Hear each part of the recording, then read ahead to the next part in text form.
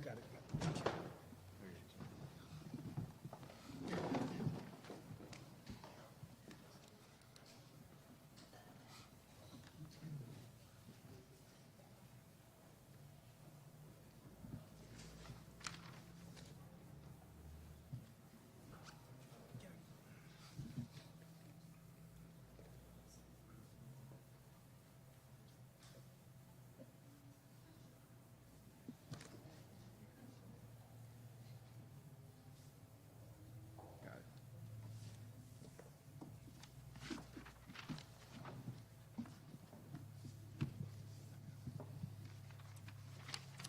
Well, thank you everybody for joining with us here today. We've had a very full and eventful day, being able to get an up-to-date feel for exactly what's going on the border. Obviously, this is the day when Title 42 was expected to be lifted. And we in the governor's office, working with the Texas Department of Public Safety and the National Guard, we began gearing up an operation for the possibility that today Title 42 would no longer be in effect. I have learned that the same is true for local officials. They were gearing up to be prepared to deal with the consequences of the lifting of Title 42. Well, the good news is that a court very correctly ruled that Title 42 should not be lifted, which is a good thing. However, it's only a temporary result. For one, we don't know what the eventual outcome will be with regard to continuing to maintain Title 42, but that point aside, one thing that we know for a fact, and that is there are maybe as many as 100,000 migrants who are across the border waiting to cross into the state of Texas.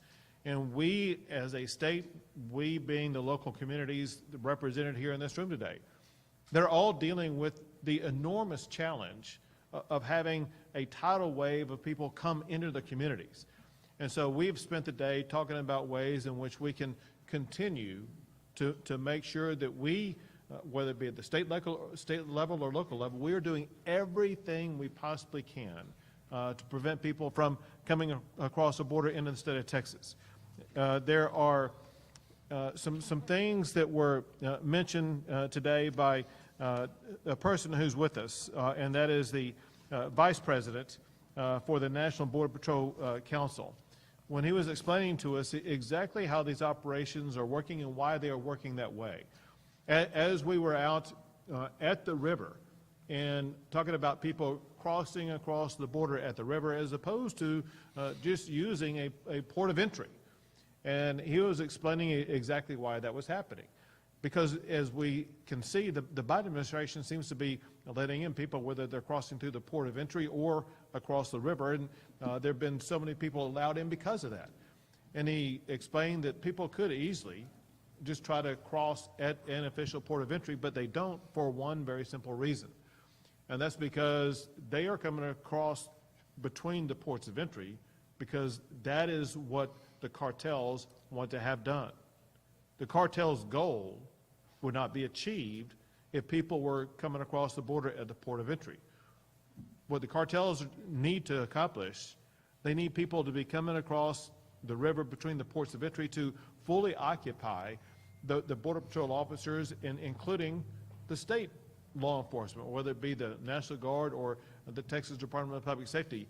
And only when they're fully occupied are the cartels able to get across the border the high valuable assets they want to get across the border, whether it be drugs or special personnel, whatever the case may be. And so this is a battle that's going on with the cartels, where we as a state are increasing our effort to work with the local communities to make sure that we will thwart the cartel's goals to get more people coming across the border. So here's some things that we're doing that you have already seen, but we are increasing these efforts as we speak. One is we want to make it harder for people to get across the border. And this is something that we talked about in a private meeting that we held for more than an hour before coming out here to visit with you. And one of those strategies is increasing the quantity and quality and the types of barriers that we're putting up. A tool that people agree is an effective tool is the concertina wire, which is the razor wire barrier that makes it, if not impossible, it makes it far more difficult for people to cross the border. What typically happens is when people coming across the border encounter that razor wire, they will walk along the border's edge until they get to a point that does not have that razor wire. So part of our goal is to put down more razor wire to make sure that we're filling any gap that would prevent people from crossing across the border into that particular location. Our goal is to make sure that we have that concertina wire in every inch of the border. The only place that we would be prohibited from putting it would be where federal land may be located, or if there's private property where a private property owner does not want it. But we continue to add significantly that process. And then behind the barrier, we have people who will be able to make arrests. One thing we talked about the need to do, and that is to send a message that people who are crossing between the ports of entry, you're subject to arrest and you will be trespassing. And so you can expect more trespassing or do not trespass signs go up, so that we will be able to employ the strategy that we have of arresting people and taking them to jail. It was just 2 weeks ago that the first jury trial that took place in one of these arrests, and the jury convicted the person for aggravated trespass and sentenced them to a year behind bars. And these are substantial penalties for people who are not following the law, people who refuse to follow the law, including the cartels.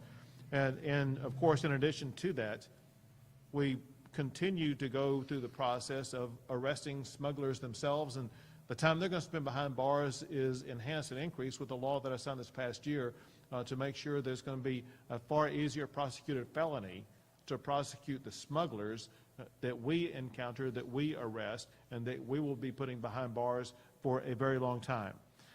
We also are making available to Eagle Pass, to Maverick County, the ability, if they have a large number of people who are milling around, that we will put them on buses and send them to Washington, D.C.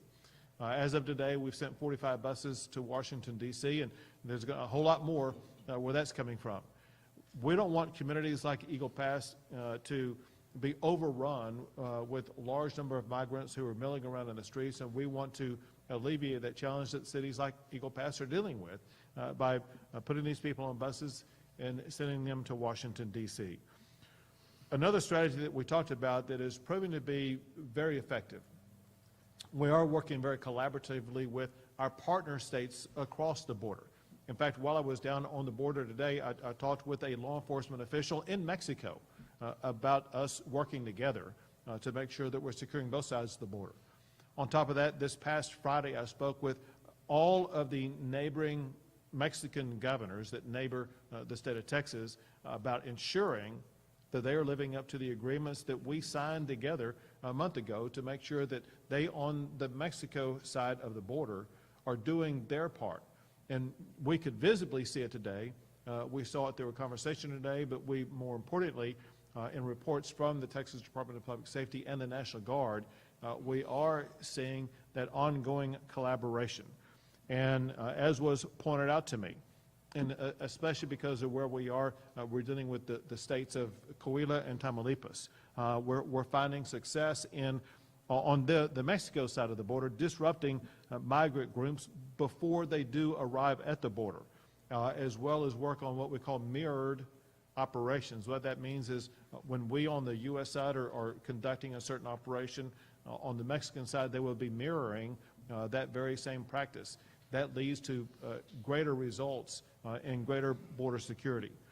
I had the opportunity to visit with a lot of officials. I'll name a few, as well as some of the things that we talked about. I spent a lot of time talking to the Eagle Pass mayor, and he thanked us for the opportunity of the city being able to work with both the Texas Department of Public Safety and the National Guard, and said that the influx of people who are coming across the border through points other than checkpoints is an influx that's taking over the community and taking resources away from city residents. There's only so many resources, whether they be law enforcement or medical aid, whatever the case may be, only so much resources that a community the size of Eagle Pass will have.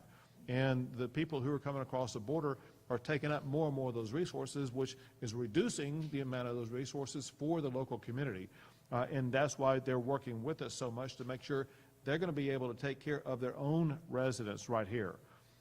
We also had visiting with State Representative Morales, who has a detailed letter and some detailed plans and strategies, some of which we are employing, some of which we're looking at, to make sure that we're using every tool and strategy we can to make the border safer. We had the sheriffs of Zavala County and Maverick County with us here today. In Zavala County, they had to get a special request from the Texas Division of Emergency Management to have a temporary morgue. They have so many people who have lost their lives, whose bodies are in Zavala County, that they need assistance with. And that's even before summertime hits. When summertime hits and the heat in the summertime, those numbers are just going to go up. And Texas will have to provide more temporary morgues to deal with the bodies that are found in Zavala County. People in Mexico need to know this. People who are trying to immigrate from across the globe need to know this. There are deceased people who came across the border thinking they were going to be able to have a new life in America, and they lost their life doing so, being completely unaware of how treacherous it can be. And the sheriffs also said, just keep doing what we're doing. And we are working with them, both of these sheriffs, to make sure they are going to have more resources, more personnel, for them to be able to step up and do their jobs to secure their communities. And then same thing goes with regard to the police chief for Eagle Pass, who said that if it wasn't for the Texas Department of Public Safety and the National Guard, they wouldn't really be in the position they're in right now. They would be significantly challenged. And the police chief's suggestion was to build multiple layers of security throughout the community, which is exactly what we want to work with them to achieve. So bottom line of what I have to say is this, and that is we as a state will be continuing to deploy more resources, tools, and strategies that will make it far more difficult for people to be able to cross the border into communities like Eagle Pass, into Maverick County, into Zavala County, and places like that. And this process is made far more effective by all of us working together. Next, we will have the Director of the Texas Department of Public Safety, Steve McCraw. Thank you, Governor. You made it very clear over a year ago that the Mexican cartels will not have operational control of the Texas-Mexico border. And thankfully, because of the resources, the Texas National Guard, our local partners, and the brave men and women of the U.S. Border Patrol, we've been able to do a number of things you've talked about in terms of being proactive and preventive as opposed to just reactive. And we know that clearly, unfortunately, that certainly U.S. policies and for that matter strategies can impact the cartels, not only in terms of impact in terms of what they're doing, but make it easier for their job. In fact, this current global mass migration event that is occurring, or crisis that we're experiencing in Texas right now, has empowered them, has given them the ability to push more easily criminals, cocaine, methamphetamine, heroin, fentanyl, and also counterfeit drugs with fentanyl into and throughout the communities in Texas and the nation. And as a result, people are less secure. Moreover, they reap billions of dollars in creating this mass migration crisis by attracting people in this thing called human trafficking. And make no mistake about it, it's not human smuggling, it's trafficking. They treat people like they're indentured servitude, indentured servants when they cross that Rio Grande Valley or the Rio Grande River. Make no mistake about it. And so we appreciate your leadership on this, Governor, and being proactive. And we stand ready with our local partners, National Guard, and certainly with our Border Patrol men and women to do all we can to protect Texas and the rest of the nation. Sure. Thank you. And now the Vice President for the National Border Patrol Council. So thank you, Governor. Currently, we have over 50% of our Border Patrol workforce dedicated to transporting, processing, and caring for illegal aliens that came across the border. That means that we're not able to do our job of border security. But thanks to your resources, the Texas National Guard and the DPS troopers, we're able to stay above water. If it wasn't for the state resources, the border would be completely unsecured, and the cartels would have absolute control of the border and the border communities. Currently, we're seeing about 7,000 apprehensions per day on the border with Border Patrol.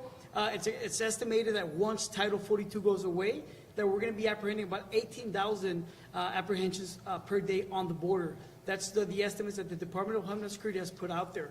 At that point, we're not going to have any Border Patrol agents on the actual border. What that means is that border communities like Eagle Pass, Del Rio, and Laredo will continue to suffer by having open borders and not having enough border security.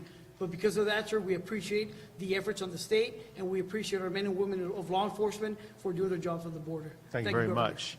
Now we have the mayor of Eagle Pass. Thank you very much, Governor, for visiting our great city of Eagle Pass. I want to start off by thanking all our law enforcement. We've been working for months with Border Patrol, DPS, National Guard, in trying to maintain security for the city of Eagle Pass. That is my number one priority, is the safety and the security of the people of Eagle Pass, Texas. And right now, we don't have that 100% because we have thousands of people crossing from over 100 countries into our community. We do not know who these people are. I constantly get calls from constituents that are worried because they have groups of people walking through their neighborhood, and that is something that is not normal. And I ask for a stronger message from our federal government that we need to tell people that this is a nation of laws, that it is not open border. Eagle Pass, we're a city of 28,000 people. We have limited resources.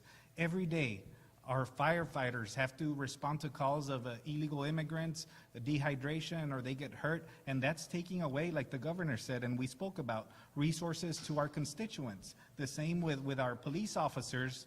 They have to respond to calls, and that's taking away from them monitoring our city and making sure that there's no crime in our city. So it is very alarming. We appreciate the help of the law enforcement because honestly, this is getting out of control, and we need a stronger message. I ask for a stronger message, more help from our federal officials up there, and we invite our president, our vice president, to come visit us here in the beautiful city of Eagle Pass, because having thousands of people cross that river into Eagle Pass every day, that is not normal. We cannot have that.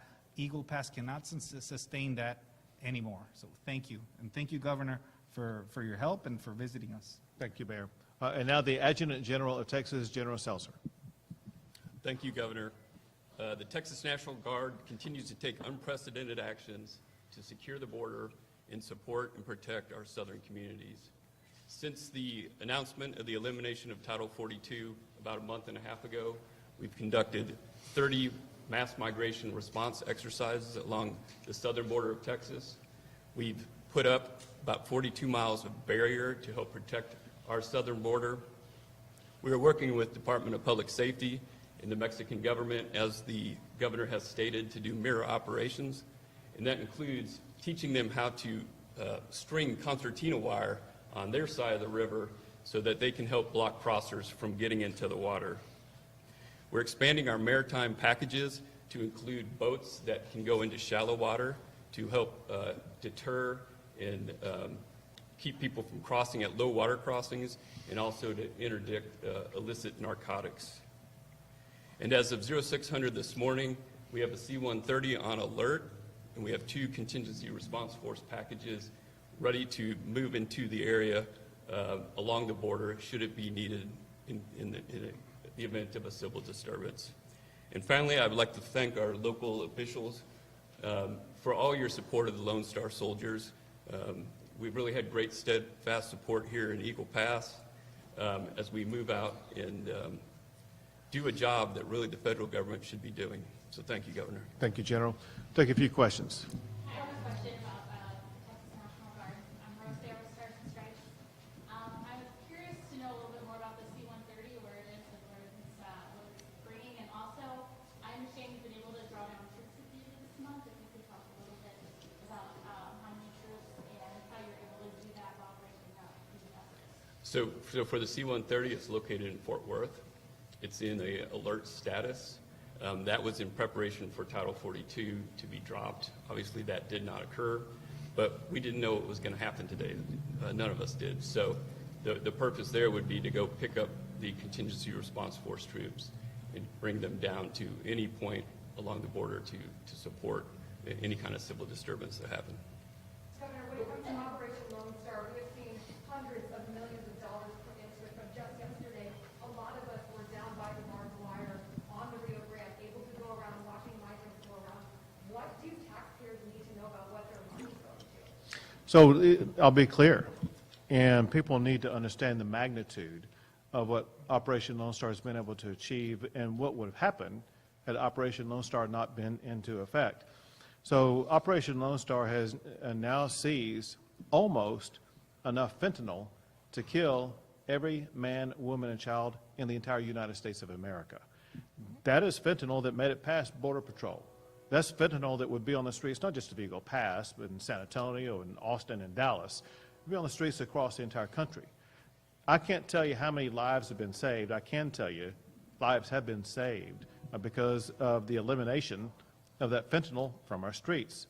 Similarly, if you look at the total number of arrests, which not for trespassing, but arrest of criminals coming across the border as well as others, the amount of safety we were able to achieve, I think it's somewhere between 12 and 14,000 of criminal arrests they have made, including someone who had been convicted of murder, including someone convicted of child rape, including people who are extraordinarily dangerous.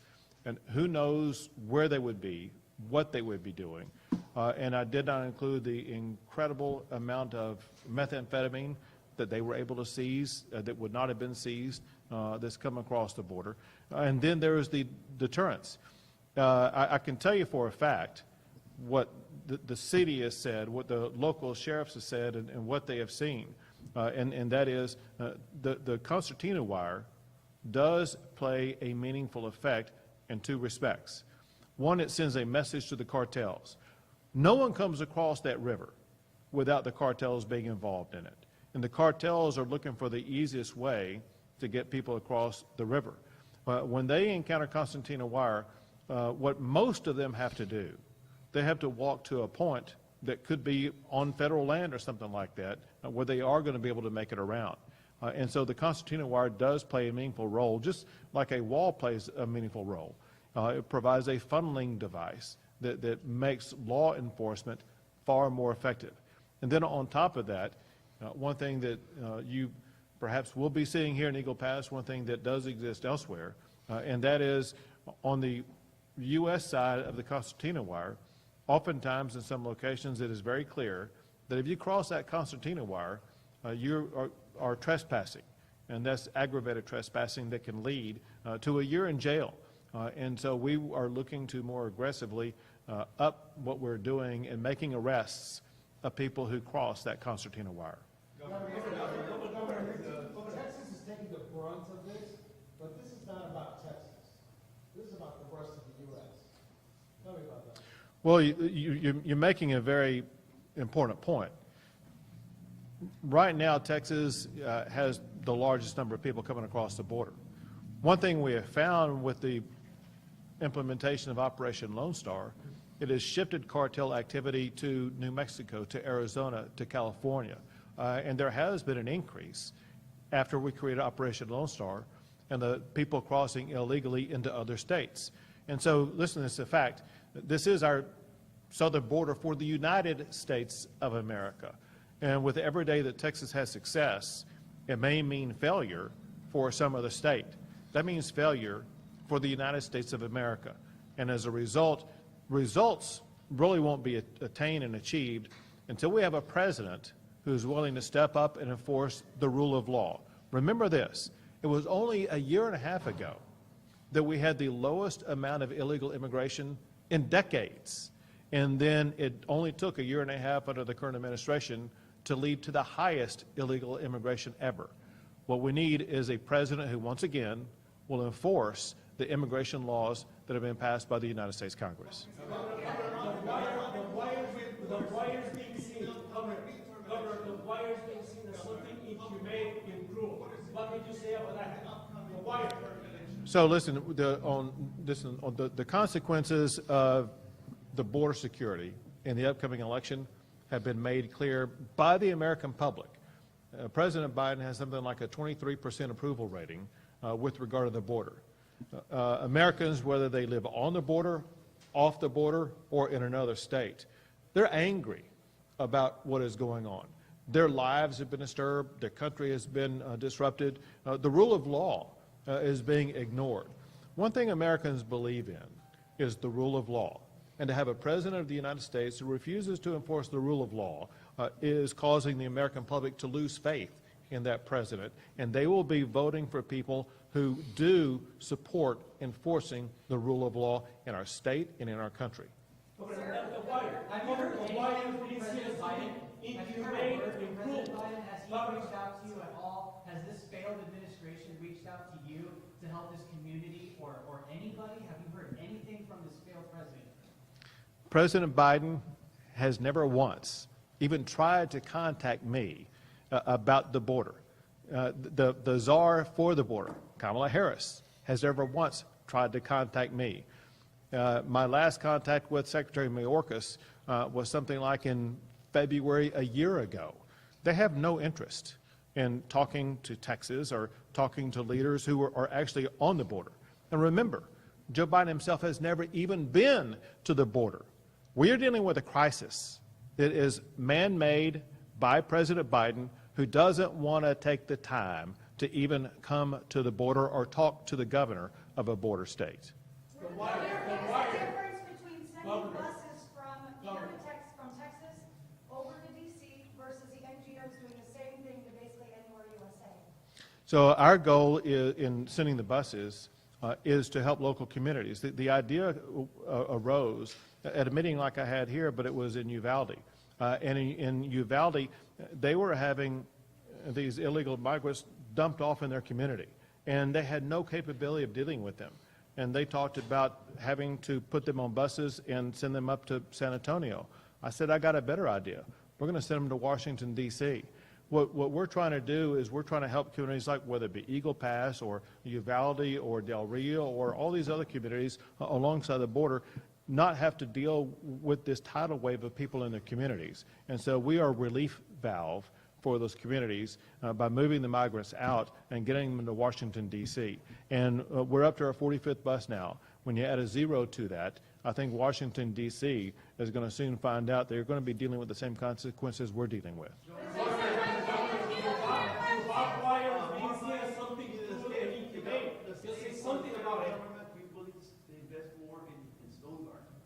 Say it again now? By the federal government? Yeah. Or the states over.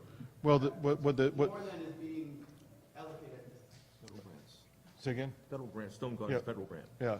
And so these are federal grants, and so we got to get the federal grants first, and the federal grants will be passed on. So, yeah, we're more than happy to pass on any federal grants that are going to be provided to address this. But all I'm finding from the Biden administration is an abject failure and refusal to spend any money on trying to secure our border.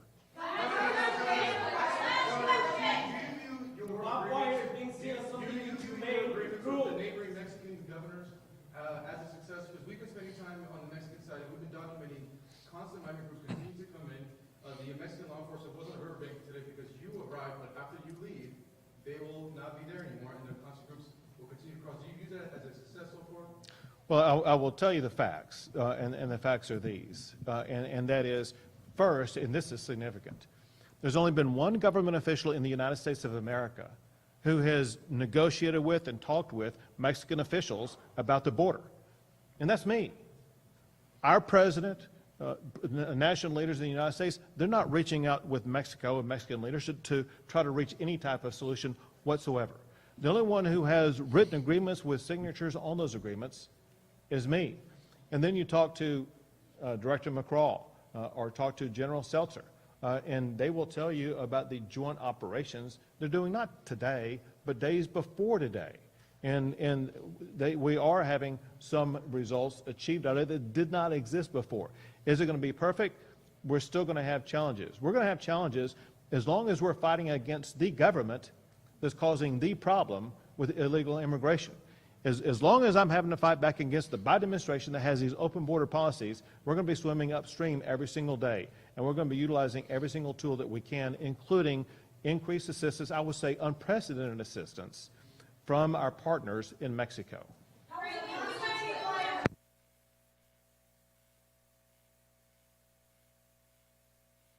May deal with you with the National Guard as well. Since your communication with our Mexican counterparts, have they given any of you an estimate of how many people have crossed into Mexico that are preparing to come into the United States? I think that would be a significant number, considering the C-130 is on call, you know, in case of an emergency. And second question, there are some reports right now that DHS is going to allow family units to be exempt from Title 42 if they claim credible fear. Is that a concern for you as well, if that does pan out to be true? So I'll answer the second question. Director McCraw may have more information on the first question. Listen, the inadequate enforcement of Title 42 by the Biden administration obviously is a concern, just as is a concern of the Biden administration's inadequate enforcement of the Remain in Mexico policy. And so what we're going to be doing, if the Biden administration refuses to fully and correctly enforce Title 42 the way that it currently exists, we'll be right back in court. We will be seeking sanctions and penalties against the United States of America, seeking to hold them in contempt of court if they refuse to enforce Title 42 the way that it exists. With regard to the numbers coming up from the south, I'll have Director McCraw answer that question. Yes, we're aware, and working with our governors in Mexico and the border states, there are migrants in these communities. They vary anywhere from 25,000 to 60,000, depending on where it is, depending on the information. Different ethnic backgrounds. All of them have been authorized by the federal government to be there, so they're concerned as well, just as well as our local officials are concerned here. They're concerned about those numbers in their states as well. Right now, we haven't seen any major movements of those across the border as we were anticipating with the elimination of Title 42, but we'll continue to monitor that and work with our federal partners, or at least our local partners across the river. And frankly, one of the things they have helped us with is to identify those and actually stop them before they get into Tamaulipas. Is very important. Before they get into Nuevo Leon, before they get into Coahuila. That's very important. Forget the river. The river's important, but it's important for them to be proactive there, and they've been some. As it relates to wire is not cruel. The cartels are cruel in what they do to women and children. Great, thank you guys so much.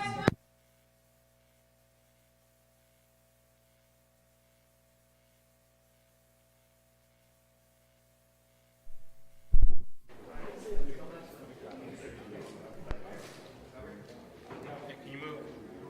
Hey, blue man. Hey, you're blocking the shots.